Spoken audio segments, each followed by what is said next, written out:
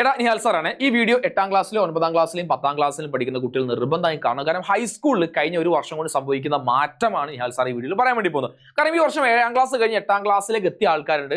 അവർ ചെറുതായിട്ടൊന്ന് ലോക്കാവാൻ സാധ്യത എന്താ ഞാൻ പറഞ്ഞുതരാം. അതുപോലെ 9ാം ക്ലാസ്സിൽ 10ാം ക്ലാസ്, അതായത് ക്ലാസ് 8 ക്ലാസ് 9 ക്ലാസ് 10 ആൾക്കാർ ഇവരെ നമ്മൾ വിളിക്കുന്നവരാണ് ഹൈസ്കൂൾ എന്ന് വിളിക്കുക അല്ലേ. കാരണം പണ്ട് നമ്മൾ LP സ്കൂളിൽ ബേസിക് ആയ കുറെ കാര്യങ്ങൾ പഠിച്ചു. LP സ്കൂൾ എന്ന് പറയുന്നത് ഇതുവരെയാണ് 1 2 3 4 5 6 7 നമ്മൾ UP ക്ലാസ് ആ പഠിച്ച കാര്യത്തെ ഒന്നുകൂടിയും ഹൈ ലെവലായി പഠിച്ചു.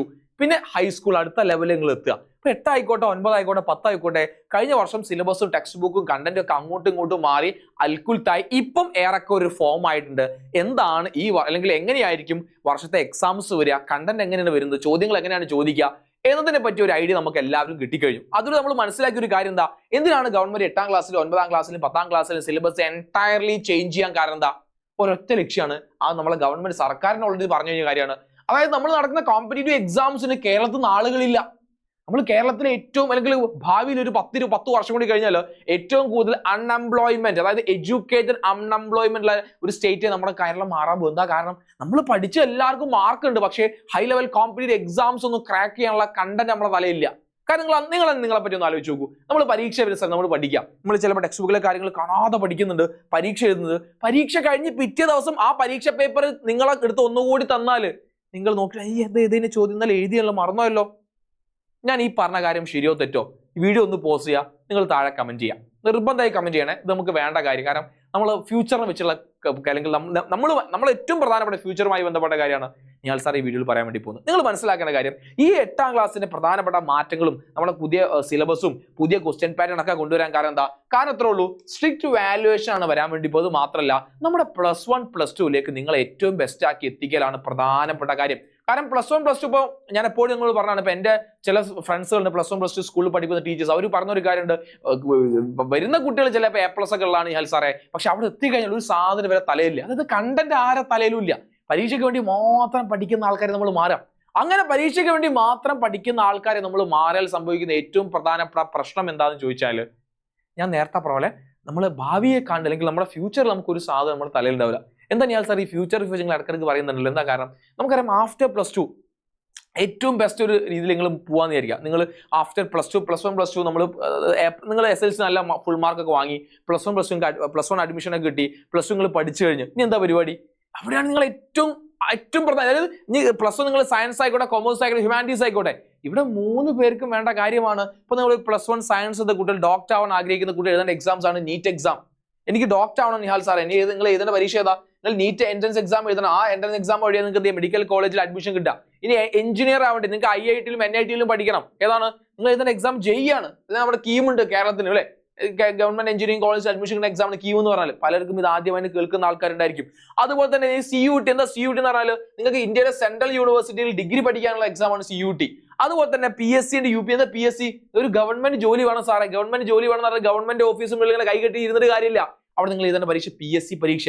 ഇവിടെ സെൻട്രൽ ഗവൺമെന്റ്, ഇപ്പൊ നിങ്ങൾക്ക് റെയിൽവേയിൽ ജോലി വേണം, അല്ലെങ്കിൽ ഏറ്റവും ബെസ്റ്റ് സെൻട്രൽ ഗവൺമെന്റ് ഡിപ്പാർട്ട്മെന്റ് ജോലി വേണം, നിങ്ങൾ എഴുതുന്ന പരീക്ഷ UPSC. ഇതൊക്കെ നല്ല ഇൻഡെപ്ത് ആയിട്ട് അറിവ് കണ്ടന്റ് ഉണ്ടെങ്കിൽ മാത്രമേ അവിടെ ചോദിക്കുന്ന പല ചോദ്യങ്ങൾക്ക് നമുക്ക് ഉത്തരം എഴുതാൻ കഴിയുള്ളൂ. അതുപോലെ തന്നെയാണ് സിവിൽ സർവീസ് എക്സാം. കളക്ടർ ആവണം, ഡിഗ്രി കഴിഞ്ഞ് സിവിൽ സർവീസ് എക്സാം എഴുതണം. ഇവിടൊക്കെ നിങ്ങൾ ചെയ്യണം. അല്ലെങ്കിൽ ഇവിടൊക്കെ നിങ്ങൾ ശ്രദ്ധിക്കേണ്ട കാര്യം, നമ്മുടെ ഭാവിയിൽ ഇത്രയും കാര്യങ്ങൾ നമ്മുടെ മുന്നിലേക്ക് വരുമ്പോൾ നമ്മളെ പഠനം കേവലം പരീക്ഷയ്ക്ക് വേണ്ടി മാത്രം 8ലും 9ലും 10ലും പഠിച്ചാൽ മതിയോ? വെറും പരീക്ഷ തലേന്ന് ഷുവർ ക്വസ്റ്റ്യൻ പ്രഡിക്ഷനും മാത്രം പഠിച്ചു പോയാൽ നല്ല മാർക്ക് സ്കോർ ചെയ്യാൻ സാധിക്കുമോ? ഇല്ല എന്നാണ് നിങ്ങൾ ഉത്തരമെങ്കിൽ അതിനൊരു മാറ്റം വരുത്താൻ വേണ്ടിയിട്ടാണ് നിഹാൽ സാർ ഇപ്പോൾ വന്നിട്ടുള്ളത്. നിഹാൽ സാർ നമുക്കറിയാലോ, നിഹാൽ സാർ ഒരു പുതിയ ഇൻസ്റ്റിറ്റ്യൂഷൻ, അതായത് റേസ് എഡ്യൂക്കേഷൻ എന്ന് പറയുന്ന ഇൻസ്റ്റിറ്റ്യൂഷൻ നമ്മൾ ജോയിൻ ചെയ്തിട്ടുണ്ട്. കഴിഞ്ഞ 2005 ഫോം ചെയ്താണ് നമ്മുടെ കോഴിക്കോട് ബേസ് ചെയ്ത് എൻട്രൻസ് ഓറിയന്റായി പഠിപ്പിക്കുന്ന ഇൻസ്റ്റിറ്റ്യൂഷനാണ്. ഈ വർഷം അവർ 8ാം ക്ലാസ്സിലെയോ 9ാം ക്ലാസ്സിലെയോ 10ാം ക്ലാസ്സിലെയും കുട്ടികൾക്ക് ഫൗണ്ടേഷൻ ലെവൽ ക്ലാസ്. എന്താ ഫൗണ്ടേഷൻ ലെവൽ? കൺസെപ്റ്റ് ഇൻഡെപ്ത് ആയി പഠിപ്പിക്കുക. ലക്ഷ്യം എന്താ? 8ാം ക്ലാസ്സിലോ 9ാം ക്ലാസ്സിലോ 10ാം ക്ലാസ്സോ മാത്രമല്ല, കുട്ടികൾ അവരുടെ ലോങ് വിഷൻ നമ്മൾ ശ്രദ്ധിക്കേണ്ടത്. +1 +2 അവർ ഏറ്റവും ബെസ്റ്റ് ആക്കി എഴുതിയിട്ട് ഏത് കരിയറിലേക്കാണോ അവർ പോകാൻ ആഗ്രഹിക്കുന്നത്, ഈ പറഞ്ഞ എല്ലാ മേഖലയിലേക്കും നിങ്ങൾ എത്തിക്കുന്ന രീതിയിലേക്ക് നിങ്ങളെ കൺസെപ്റ്റ് കണ്ടന്റ് ഇൻഡെപ്ത് ആയി സെറ്റ് ചെയ്തതല്ല നമ്മുടെ ലക്ഷ്യം. ഞാൻ നമ്മുടെ യൂട്യൂബ് ചാനൽ ലിങ്ക് താഴെ കൊടുക്കുന്നുണ്ട്, കമന്റ് ബോക്സ് ഞാൻ പിൻ ചെയ്തിട്ടുണ്ട്. 8ാം ക്ലാസ്സിനോ 9ാം ക്ലാസ്സിനോ നിർബന്ധമായി നിങ്ങൾ സബ്സ്ക്രൈബ് ചെയ്ത് വെച്ചോ. കാരണം നമ്മൾ പഠിക്കുന്ന രീതിയെ മാറ്റാൻ വേണ്ടി പോവാ. ഇത് ഞാനൊരു കാര്യം കൂടി ഞാൻ അണ്ടർലൈൻ ചെയ്ത് പറയണേ, ഞങ്ങൾക്ക് ഷുവർ ക്വസ്റ്റ്യൻ ഒക്കെ മതി, ഞങ്ങൾക്ക് അതൊക്കെ മതിയെങ്കിൽ നിങ്ങൾ അത് സബ്സ്ക്രൈബ് ചെയ്തപ്പോൾ നിങ്ങൾക്ക് അത് യൂസ്ഫുൾ ആവണമില്ല.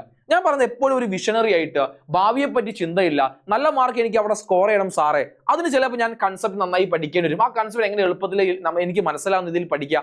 ഈ കൺസെപ്റ്റ് നിങ്ങൾ 10ാം ക്ലാസ്സിൽ ബയോളജിയുടെ കൺസെപ്റ്റ് പഠിച്ചു, അത് നിങ്ങൾക്ക് +2 വരെ ആവശ്യമുള്ള സാധന, അത് അവിടുന്ന് മറക്കാൻ പാടില്ല. ആ മറക്കാത്ത രീതിയിൽ നിങ്ങളെ പഠിപ്പിക്കലാണ് ഞങ്ങളുടെ ഉദ്ദേശം, ഞങ്ങളുടെ ലക്ഷ്യം. അപ്പോൾ നിങ്ങൾ എന്ത് ചെയ്യുക, താഴെ ഞാൻ യൂട്യൂബ് ചാനൽ നിങ്ങൾ സബ്സ്ക്രൈബ് ചെയ്ത് വെച്ചോ.